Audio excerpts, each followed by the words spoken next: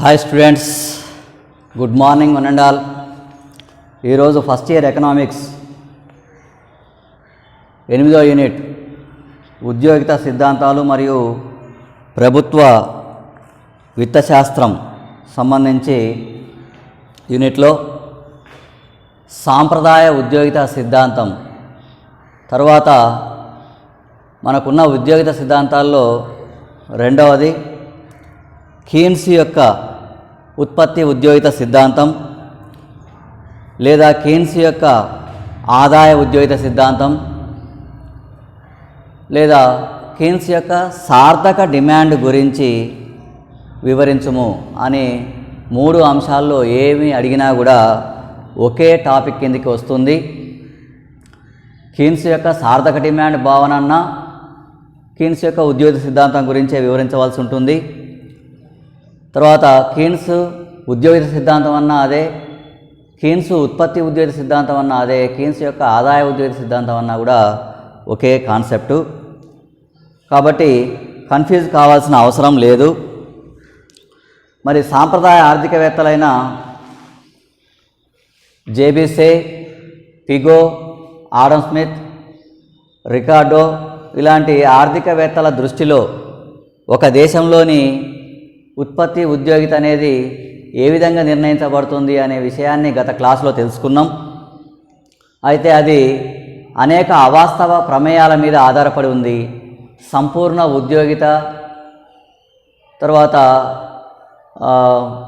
వేతనాల నిజ వేతనాలపైన శ్రామిక డిమాండ్ సప్లైలు ఆధారపడతాయని, పొదుపు పెట్టుబడులు వడ్డీ రేటు మీద ఆధారపడి ఉంటాయని, తర్వాత వస్తు మార్కెట్లో సంపూర్ణ పోటీ ఉంటుందని, ఇట్లా సంపూర్ణ ఉద్యోగిత, సంపూర్ణ పోటీ, శ్రామిక డిమాండ్ సప్లైలు నిజ వేతన రేటు మీద ఆధారపడడం, పొదుపు పెట్టుబడులు వడ్డీ రేటు మీద ఆధారపడడం, మార్కెట్లో వస్తువు ధర అనేది డిమాండ్ సప్లైల పైన ఆధారపడి నిర్ణయించబడడం, వస్తు మార్కెట్లో సమతౌల్యం, ద్రవ్య మార్కెట్లో సమతౌల్యం, శ్రామిక మార్కెట్లో సమతౌల్యం గురించి వివరించడం జరిగింది. అయితే ఆ సిద్ధాంతంలో ఉన్న అన్ని ప్రమేయాలు అవాస్తవమైనవి కావున 1929-30 ఫైనాన్షియల్ ఇయర్లో ఆర్థిక సంవత్సరంలో ప్రపంచవ్యాప్తంగా అభివృద్ధి చెందిన దేశాల్లో వచ్చిన ఆర్థిక మాంద్యం ఎందుకు వచ్చింది, సార్వత్రిక అత్యుత్పత్తి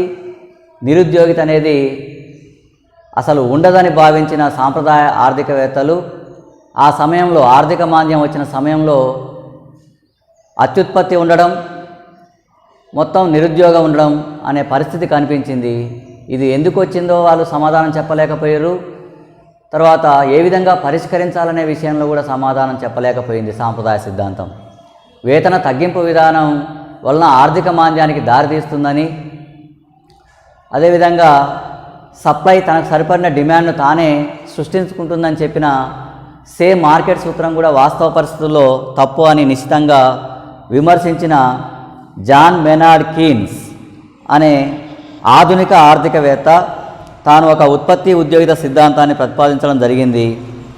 మరి ఉత్పత్తి ఉద్యోగిత సిద్ధాంతం అనేది ఎలా నిర్ణయించబడుతుంది అనే విషయంలో ఉత్పత్తి ఉద్యోగిత సిద్ధాంతాన్ని ఎటువంటి ప్రమేయాలు లేకుండా శాస్త్రీయ పద్ధతిలో మొట్టమొదటిసారి ప్రతిపాదించిన ఆర్థికవేత్త కీన్స్గా చెప్పవచ్చు.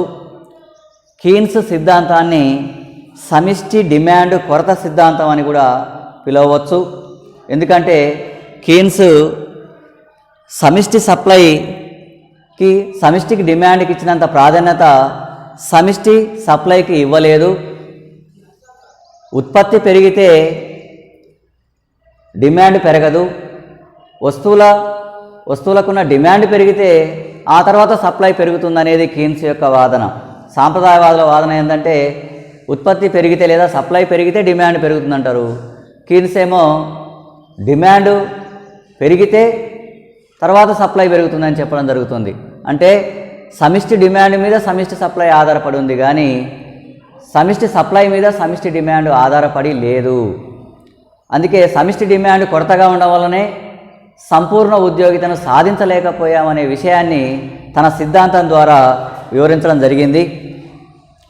మరి కీన్స్ తన ఉద్యోగిత సిద్ధాంతాన్ని 1936లో ప్రచురించిన తన గ్రంథమైన the general theory of employment, interest and money, the general theory of employment, interest and money, దీన్నే తెలుగులో ఉద్యోగిత, వడ్డీ, ద్రవ్యం సాధారణ సిద్ధాంతం అని పిలవడం జరుగుతుంది. మరి ఈ సిద్ధాంతంలో తన ఉద్యోగిత సిద్ధాంతాన్ని విశ్లేషణ చేయడం జరిగింది. అందుకే తన యొక్క గ్రంథాన్ని నవ్య అర్థశాస్త్రం అని కూడా పిలవడం జరుగుతుంది. సాంప్రదాయవాదుల యొక్క దీర్ఘకాలిక సంపూర్ణ ఉద్యోగిత భావనను, సప్లై తనకు కావాల్సిన డిమాండ్ను తానే సృష్టించుకుంటుందనే భావనను విమర్శించి తాను సమిష్టి సప్లై, సమిష్టి డిమాండు, సార్థక డిమాండు ఈ 3 భావనల ఆధారంగా, సార్థక డిమాండు, సమిష్టి డిమాండ్ ధర, సమిష్టి సప్లై ధర ఆధారంగా తన ఉద్యోగిత సిద్ధాంతాన్ని వివరించడం జరిగింది. కీన్స్ 20వ శతాబ్దానికి చెందిన ఆర్థికవేత్తలలో ప్రముఖుడిగా చెప్పవచ్చు. ఈయన 1905లో కేంబ్రిడ్జి విశ్వవిద్యాలయం నుండి గణిత శాస్త్రంలో పట్టాను తీసుకోవడం జరిగింది. ఈయన ఆల్ఫ్రెడ్ మార్షల్ మరియు పిగో ఆర్థికవేత్తల యొక్క శిష్యుడు. 1943లో అంతర్జాతీయ ద్రవ్యనిధి IMFను కానీ, తర్వాత IBRD ప్రపంచ bank, international bank for reconstruction and development, ప్రపంచ బ్యాంకు మరియు అంతర్జాతీయ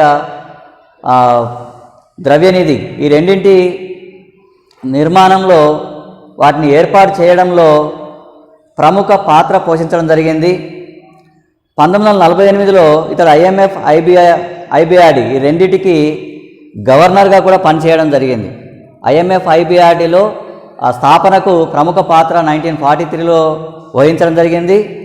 1946లో ఈయన గవర్నర్గా కూడా ఈ రెండింటికి పనిచేయడం జరిగింది. ఈయన అనేక శాస్త్రాల్లో బహుముఖ ప్రజ్ఞాశాలిగా చెప్పవచ్చు. ఈయన సిద్ధాంతాన్ని సమగ్ర సిద్ధాంతం అనే గ్రంథాన్ని రచించడం ద్వారా ప్రపంచవ్యాప్తంగా పేరు ప్రఖ్యాతులు పొందడం జరిగింది. ఈ గ్రంథం ద్వారా సాంప్రదాయవాదుల సిద్ధాంతాలని ప్రపంచానికి తప్పుగా నిరూపించడం వలన, సాంప్రదాయ సిద్ధాంతాలన్నీ కూడా తప్పైనవిగా నిరూపించడం ద్వారా ఇతన్ని ఆ గ్రంథాన్ని కీన్సియన్ విప్లవంగా పేర్కొనబడ్డది. అదేవిధంగా గ్రంథాన్ని నవ్య అర్థశాస్త్రంగా పిలువబడ్డది. ఇతని యొక్క బహుముఖ ప్రజ్ఞాశాలిగా, తర్వాత ఆర్థిక విషయాల్లో నిష్ణాతుడు కావడం వలన ఇతన్ని ఆధునిక అర్థశాస్త్ర పితామహుడుగా కూడా పేర్కొనడం జరుగుతుంది. ఇది అతని యొక్క జీవిత విశేషాలు. అయితే ఈయన ఒక దేశంలోని ఉద్యోగిత స్థాయి అనేది ఎలా నిర్ణయించబడుతుందనే విషయాన్ని శాస్త్రీయబద్ధంగా వివరించాడని చెప్పుకున్నాం. దాన్ని మనం ఇక్కడ బోర్డు మీద ఒకసారి చూస్తే, ఒక దేశ జాతీయ ఆదాయం ఆ దేశంలోని జాతీయ ఉత్పత్తి మీద ఆధారపడి ఉంటుంది.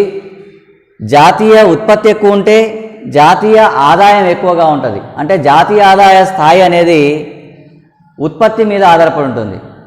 ఒక దేశంలోని జాతీయ ఆదాయం యొక్క స్థాయి ఆ దేశంలోని జాతీయ ఉత్పత్తి మీద ఆధారపడి ఉంటుంది. జాతీయ ఉత్పత్తి అనేది ఉద్యోగిత స్థాయి మీద ఆధారపడి ఉంటుంది. అంటే ఎక్కువ మంది పనిచేస్తే ఎక్కువ ఉత్పత్తి జరుగుతుంది. ఎక్కువ ఉత్పత్తి జరిగితే జాతీయ ఆదాయం కూడా ఎక్కువగా ఉంటుంది.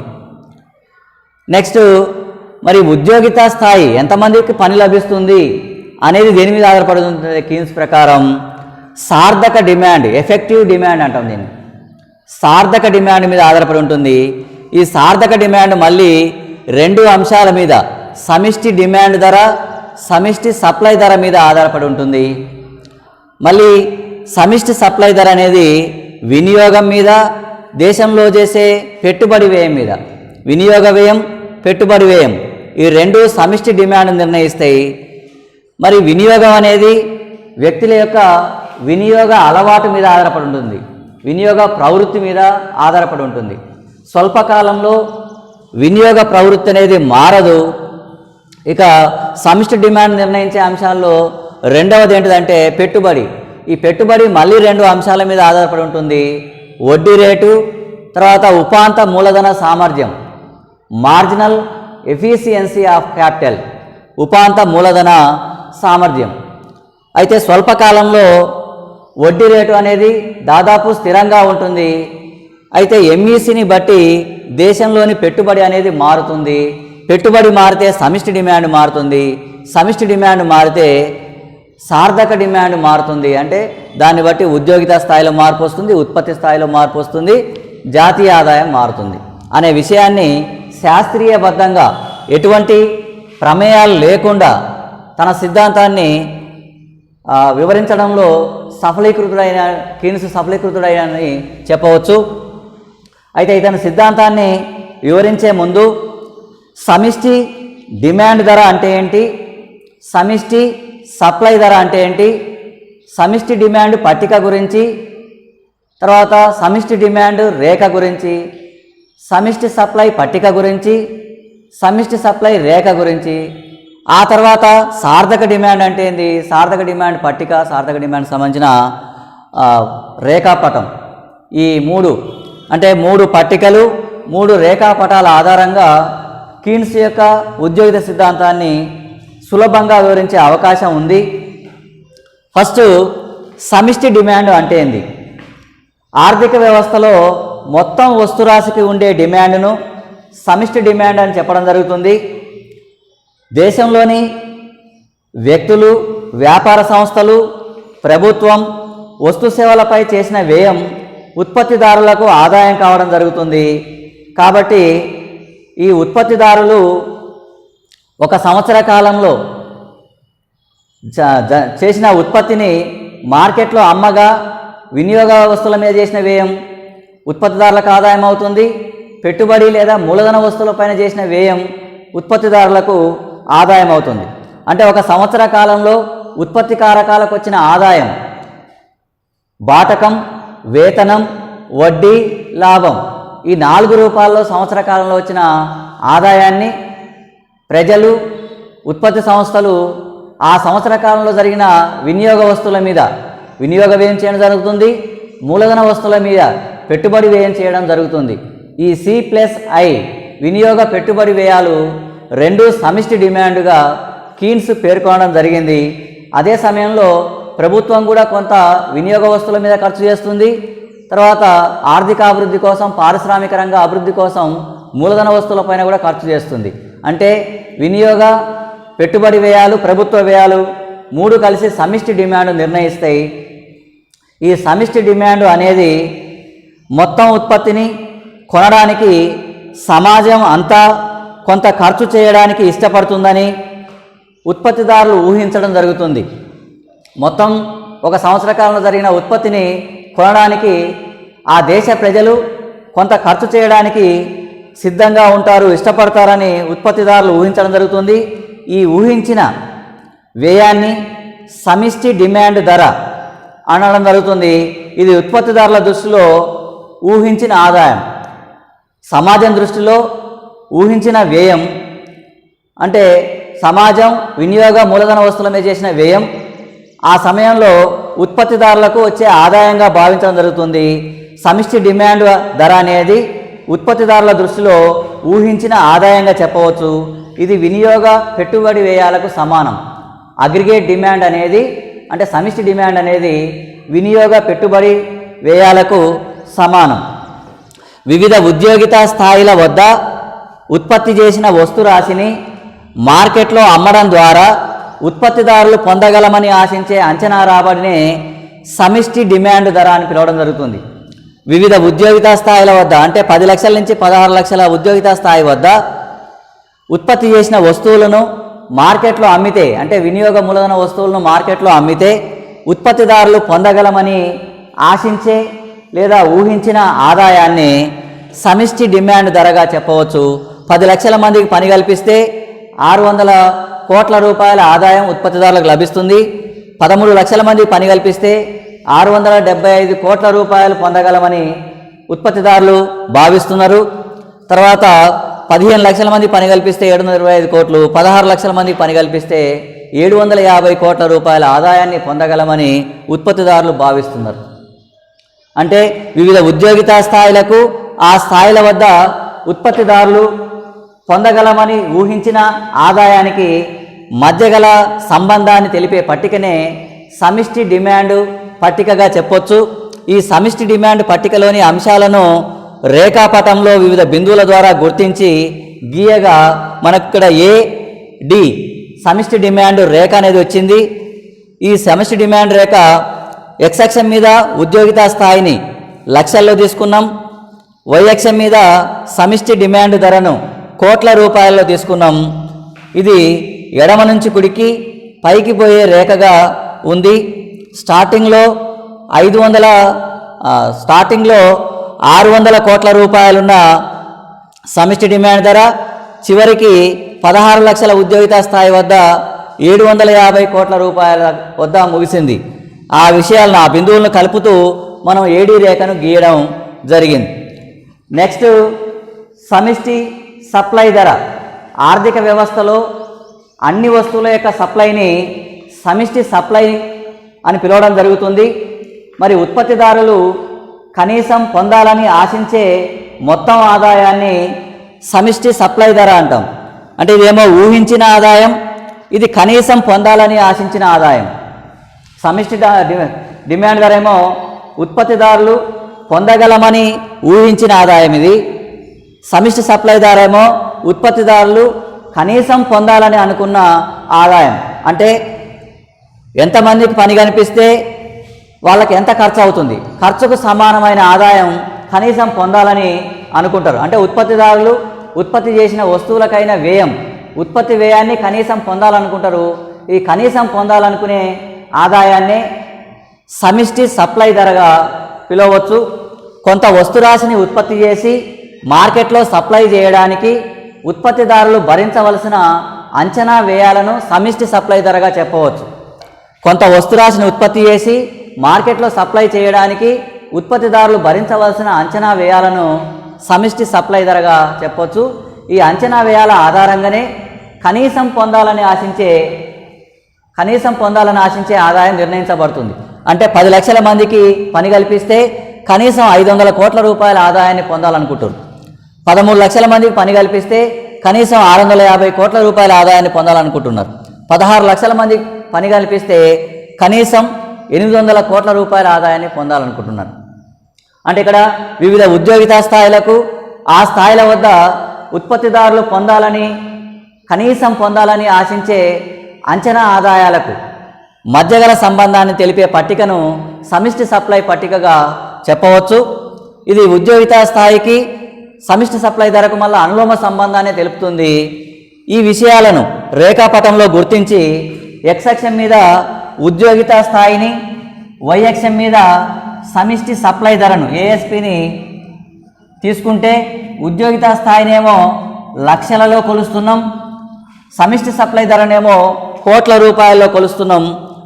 వాటి ఆధారంగా ఒక రేఖను గీయగా 0 నుంచి ASP రేఖ ఫుల్ ఎంప్లాయ్మెంట్ వరకు, అంటే 16 లక్షల ఉద్యోగితా స్థాయి వరకు ఎడమ నుంచి కుడికి పైకి పెరిగి ఆ తర్వాత ఇది Y అక్షానికి సమాంతరంగా ఉంది. అంటే సంపూర్ణ ఉద్యోగితా స్థాయి వరకే సమిష్టి సప్లై రేఖ పెరుగుతుంది.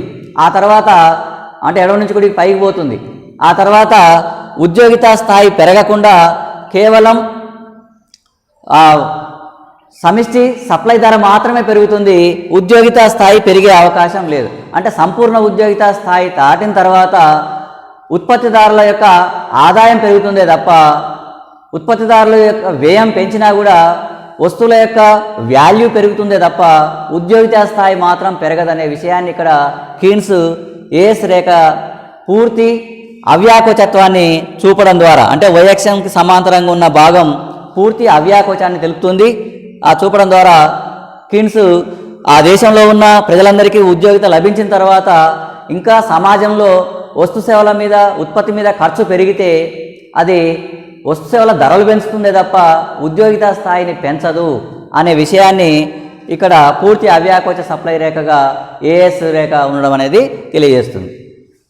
ఆ తర్వాత కీన్స్ యొక్క సార్థక డిమాండ్ భావనకు వెళ్తే ఇది సమిష్టి డిమాండ్ ధర, సమిష్టి సప్లై ధర.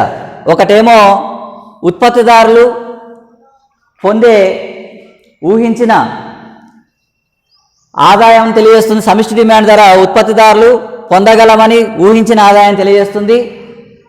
సమిష్టి సప్లై ధర ఏమో ఉత్పత్తిదారులు కనీసం పొంది తీరాల్సిన ఆదాయం తెలియజేస్తుంది. అంటే ఉత్పత్తి వ్యయం ఎంత చేస్తారో కనీసం అంత ఆదాయం పొందాలనుకుంటారు. ఉత్పత్తి వ్యయానికి సమానమైన ఆదాయాన్ని పొందాలని తెలియజేసేదేమో సమిష్టి సప్లై. ఉత్పత్తి చేసిన వస్తువు ఉత్పత్తి వ్యయంతో పాటు కొంత లాభాన్ని పొందాలని విషయాన్ని తెలియజేసేదేమో సమిష్టి డిమాండ్.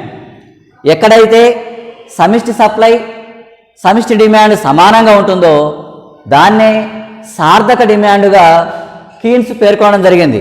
ఒకసారి సార్థక డిమాండ్ చూస్తే సమిష్టి డిమాండ్ ధర, సమిష్టి సప్లై ధర ఏ ఉద్యోగితా స్థాయి వద్దనైతే సమానం అవుతుందో దాన్నే సార్థక డిమాండ్, ఎఫెక్టివ్ డిమాండ్గా కీన్స్ పేర్కొనడం జరిగింది. అందుకే దీన్ని ఈడీ అని చూపిస్తున్నాం, ఎఫెక్టివ్ డిమాండ్, సార్థక డిమాండ్. ఏ ఉద్యోగితా స్థాయి వద్ద అయితే రెండు సమానమైనయో దాన్నే సార్థక డిమాండ్ అంటాం. ఇక్కడ మనం పట్టికలో చూస్తే 10 లక్షల ఉద్యోగితా స్థాయి వద్ద ఉత్పత్తిదారులు పొందాలని ఎక్స్పెక్ట్ చేస్తున్న ఆదాయం 600 కోట్లుంటే వాళ్ళు చేసిన ఖర్చు అంటే కనీసం పొందాలనుకున్నది 500 కోట్లు. కనీసం పొందాలనుకున్న దానికంటే పొందేది ఎక్కువ ఉంది కనుక ఉద్యోగితా స్థాయి పెరుగుతుంది. అలా ఎంతవరకు అంటే 14 లక్షల ఉద్యోగితా స్థాయి వరకు సమిష్టి డిమాండ్ ధర కంటే సమిష్టి సప్లై ధర ఎక్కువ ఉంది. అంటే ఉద్యోగితా స్థాయి పెరుగుతుంది.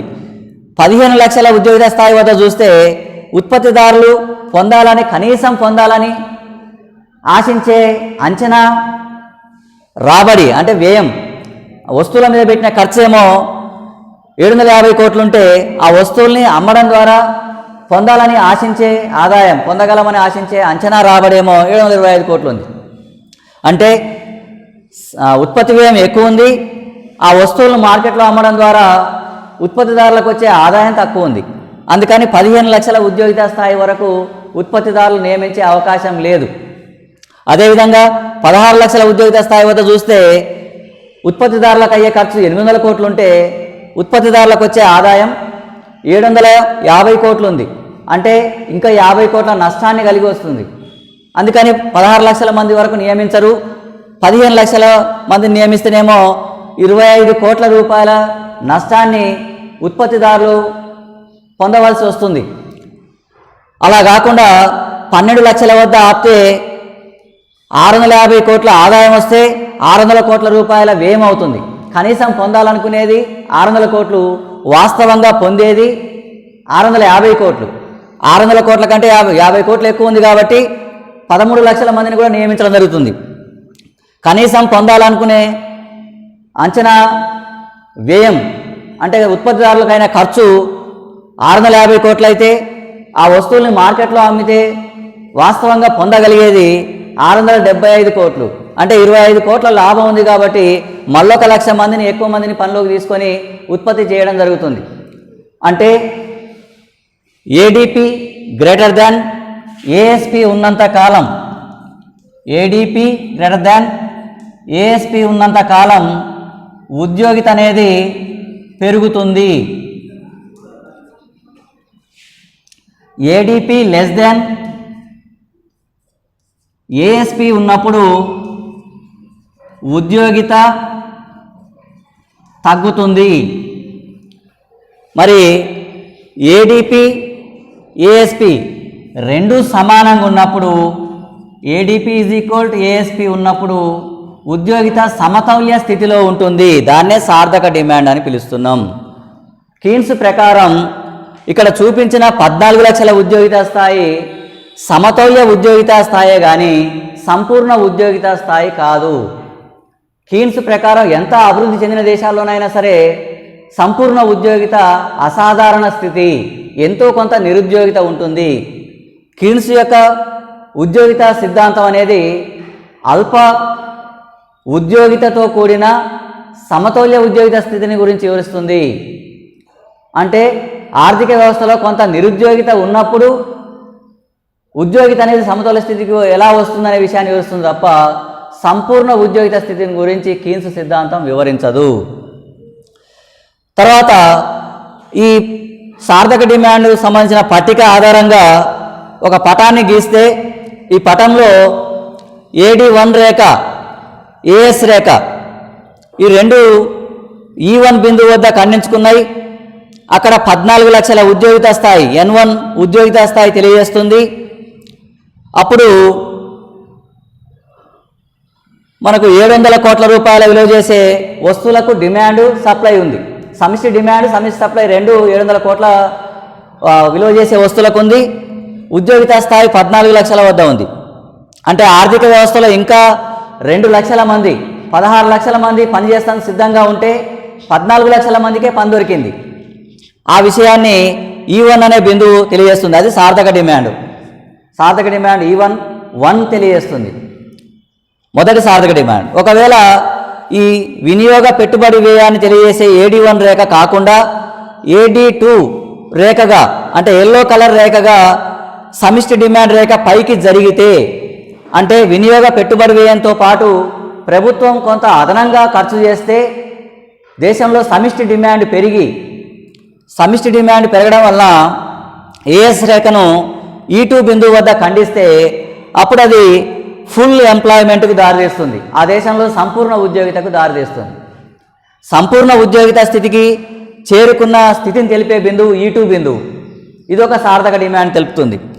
నెక్స్ట్, ఆ దేశంలో మరింత ఉత్పత్తిని పెంచాలని వినియోగ పెట్టుబడి వ్యయాలు ప్రభుత్వ వ్యయాలు ఇంకా పెరిగినట్లయితే AD3 రేఖ పింక్ కలర్లో ఉన్న రేఖ C+I+G2 తెలుపుతుంది. ఇది AS రేఖను E3 బిందువు వద్ద ఖండించింది. ఇది మరొక మూడవ సార్థక డిమాండ్ తెలిపే రేఖ. E1 మొదటి సార్థక డిమాండ్ను, E2 రెండవ సార్థక డిమాండ్ను, E3 మూడవ సార్థక డిమాండ్ను తెలుపుతుంది. అయితే మొదటి సార్థక డిమాండ్ వచ్చినప్పుడు ఇది సమతౌల్య ఉద్యోగిత స్థాయి తప్ప సంపూర్ణ ఉద్యోగిత స్థాయి కాదు. E2 బిందువు సంపూర్ణ ఉద్యోగిత స్థితితో కూడిన సార్థక డిమాండ్ తెలుపుతుంది. అంతకంటే ఎక్కువ సమిష్టి డిమాండ్ పెరిగితే కేవలం వస్తువుల ధరలు పెరిగి ఉత్పత్తి వ్యయాలు పెరిగి వస్తువుల ధరలు పెరుగుతాయి తప్ప ఉద్యోగిత స్థాయి పెరిగే అవకాశం లేదు. అంటే సంపూర్ణ ఉద్యోగిత స్థాయి దాటిన తర్వాత వినియోగ పెట్టుబడి ప్రభుత్వ వ్యయాలు పెరిగితే దేశంలో వస్తువుల ధరలు పెరుగుతాయి తప్ప ఉద్యోగిత స్థాయి పెరగదు అనే విషయాన్ని ఇక్కడ E2, E3 బిందువుల మధ్యన పెరుగుదల అనేది ద్రవ్యోల్బణ విరామం, దాన్నే ఇన్ఫ్లేషనరీ గ్యాప్, ద్రవ్యోల్బణ విరామం అనొచ్చు, ద్రవ్యోల్బణ సంధి అనొచ్చు. అంటే ఒక దేశంలో సంపూర్ణ ఉద్యోగిత స్థాయి నెలకొన్న తర్వాత మరింత వినియోగ పెట్టుబడి ప్రభుత్వ వ్యయాలు పెరిగితే ఆ దేశంలో ధరలు పెరుగుతాయి తప్ప ఉద్యోగిత స్థాయి పెరగదు అనే విషయాన్ని తన సిద్ధాంతం ద్వారా తెలియజేయడం జరిగింది. ఇది అంటే ఒక దేశంలో నిరుద్యోగిత ఉన్నంత కాలం వినియోగ పెట్టుబడి వ్యయాలతో పాటు ప్రభుత్వ వ్యయమే ఆ దేశంలోని ఉద్యోగితను ఉత్పత్తిని పెంచుతుంది. ఆర్థిక మాంద్యం ఉన్న సమయంలో ప్రభుత్వ వ్యయమే ఆర్థిక మాంద్యం నుంచి బయటపడడానికి దారి కల్పిస్తుంది అనే విషయాన్ని తన సిద్ధాంతం ద్వారా ప్రపంచానికి తెలియజేయడం జరిగింది. ఆర్థిక మాంద్యం వచ్చిన పరిస్థితుల్లో 1929-30 సంవత్సర కాలంలో ఆర్థిక మాంద్యం వచ్చినప్పుడు అది ఎందుకు వచ్చిందో ప్రజలకు తెలియలేదు. ప్రపంచానికి ఎందుకు వచ్చిందో చెప్పిండు, ఎలా పరిష్కరించవచ్చు అనే విషయాన్ని కూడా తన సిద్ధాంతం ద్వారా వివరించడం జరిగింది. ఎందుకు వచ్చింది అంటే సమిష్టి సప్లై పెరిగింది, సమిష్టి డిమాండ్ పెరగలేదు. సమిష్టి డిమాండ్ను మించిన సప్లై ఉన్నప్పుడు వస్తువుల మిగుళ్ళు ఏర్పడతాయి. వస్తువులు మిగిలినప్పుడు ఉత్పత్తి సంస్థలు ఉత్పత్తిని తగ్గిస్తాయి. ఉత్పత్తిని తగ్గించినప్పుడు ఉద్యోగులు నిరుద్యోగులు అవుతారు. నిరుద్యోగులు అయినప్పుడు వారి ఆదాయాలు ఉండవు. ఆదాయాలు లేకపోతే సమిష్టి డిమాండ్ మరింత తగ్గుతుంది. ఇట్లా సమిష్టి డిమాండ్ తగ్గిన ప్రతిసారి దేశంలోని ప్రతి సంస్థ ఉత్పత్తిని తగ్గిస్తూ పోయి చివరికి అన్ని సంస్థలు మూతలు పడి అందరూ నిరుద్యోగులై ప్రజల దగ్గర కొనుగోలు శక్తి ఉండదు, మార్కెట్లో వస్తువులు ఉంటాయి, ధర తగ్గించినా కూడా కొనే పరిస్థితి ఉండదు. దాన్నే ఆర్థిక మాంద్యం అన్నాం. ఈ ఆర్థిక మాంద్యానికి కారణం సమిష్టి డిమాండ్ కొరత. సమిష్టి సప్లై కంటే సమిష్టి డిమాండ్ తక్కువ ఉన్నంత కాలం ఆ దేశంలో ఉద్యోగిత స్థాయి తగ్గుతూ ఆర్థిక మాంద్యానికి దారితీస్తుంది. సమిష్టి డిమాండ్ను పెంచడం ద్వారా ఉద్యోగిత స్థాయిని పెంచవచ్చు అనే విషయాన్ని ప్రపంచానికి చాటి చెప్పడం జరిగింది. సమిష్టి డిమాండ్ పెంచాలంటే వినియోగ వ్యయం పెరగాలి, పెట్టుబడి వ్యయం పెరగాలి. ఆర్థిక మాంద్య కాలంలో ప్రజల దగ్గర డబ్బులు లేవు కాబట్టి వినియోగం చేయలేరు. అదే సమయంలో ఉన్న సంస్థలే నడుస్తలేవు కాబట్టి కొత్త సంస్థల్లో పెట్టుబడి చేయడానికి ఉత్పత్తిదారులు ముందుకు రారు. నూతన పెట్టుబడులు ఆర్థిక వ్యవస్థలో రావు. ఒకవైపు నూతన పెట్టుబడులు రావు, మరొక వైపు వినియోగ వ్యయం చేయడానికి ప్రజల దగ్గర కొనుగోలు శక్తి లేదు. ఈ సందర్భంలో ఆర్థిక మాంద్యం నుంచి బయటపడే వేయగలిగే శక్తి ప్రభుత్వానికి మాత్రమే ఉంటుంది. ప్రజోపయోగ కార్యక్రమాలు చేపట్టడం ద్వారా రోడ్లు వేయించడం, మంచినీటి సరఫరా, ప్రాజెక్టుల నిర్మాణం, విద్యుత్ ఉత్పత్తి, రవాణా సదుపాయాలు మెరుగుపరచడం, చెట్లు నాటించడం ఇలాంటి అనేక ప్రజోపయోగ కార్యక్రమాలు చేయడం ద్వారా ప్రజల దగ్గర ఉన్న డబ్బును, ప్రభుత్వం దగ్గర ఉన్న డబ్బును ప్రజలకు చేరే విధంగా ఖర్చు చేసినట్లయితే ప్రజలకు ఆదాయాలు వచ్చి కొనుగోలు శక్తి ఏర్పడుతుంది. అప్పుడు వారికి అవసరమైన వస్తువులను క్రమంగా కొంటూ మార్కెట్లో ఉన్న వస్తువులన్నీ క్లియర్ అయిపోతాయి. అప్పుడు కంపెనీలు ఓపెన్ అయ్యి గతంలో నిరుద్యోగులైన వాళ్ళందరికీ ఉపాధి లభిస్తుంది. క్రమంగా ఆర్థిక వ్యవస్థ పుంజుకొని ఆర్థిక పురోభివృద్ధి చెంది సౌభాగ్య స్థితికి చేరుకుంటుందనే విషయాన్ని చెప్పడం జరిగింది. కీన్స్ అనే ఆర్థికవేత్త సింపుల్గా ఆర్థిక మాంద్యాన్ని తొలగించాలంటే గుంటలు తీసి గుంటలు పూడ్చండి అని చెప్పడం జరిగింది. గుంటలు తీసి గుంటలు పూడ్చడం అంటే రోడ్ల పక్కన పార్కుల్లో కానీ తర్వాత అడవుల్లో కానీ చెట్లు నాటించడానికి గుంతలు తీసేటప్పుడు ప్రజలకు వేతనం ఇవ్వచ్చు. అదే సమయంలో మొక్క నాటి గుంత పూడ్చేటప్పుడు వేతనం ఇవ్వడం జరుగుతుంది. ఈ విధంగా ప్రభుత్వం దగ్గర ఉండే డబ్బును ప్రజల దగ్గరికి చేరే విధంగా ఖర్చు చేస్తే అప్పుడు ఆర్థిక మాంద్య స్థితి నుంచి ఆర్థిక పురోభివృద్ధి అనేది ఏర్పడుతుంది, ఆర్థిక వ్యవస్థలో చలనం ఏర్పడుతుందనే విషయాన్ని ప్రపంచానికి చాటి చెప్పడం జరిగింది. సాంప్రదాయవాదులు ప్రభుత్వ జోక్యం ఆర్థిక కార్యకలాపాల్లో ఉండకూడదు, స్వయంచాలకంగా పనిచేసే డిమాండ్ సప్లై శక్తులకు ఆటంకం ఏర్పడుతుంది, స్వేచ్ఛా వ్యాపారం ఉండాలి, సంపూర్ణ పోటీ ఉండాలనే విషయాలు చెప్తే అవి తప్పు. ప్రభుత్వ వ్యయమే, ప్రభుత్వ జోక్యమే ఆర్థిక మాంద్యం నుంచి బయటపడేస్తుంది, నిరుద్యోగితను నిర్మూలిస్తుంది అనే విషయాన్ని ప్రపంచ దేశాలకు చాటి చెప్పి గ్రేట్ ఎకనామిక్ డిప్రెషన్, గొప్ప ఆర్థిక మాంద్యం అని పిలువబడే 1929-30 ఆర్థిక సంవత్సరం మాంద్యానికి పరిష్కారాన్ని ప్రపంచ దేశాలకు తెలియజేసిన ఆర్థికవేత్తగా కీన్స్ను పేర్కొనవచ్చు. Okay students, thank you.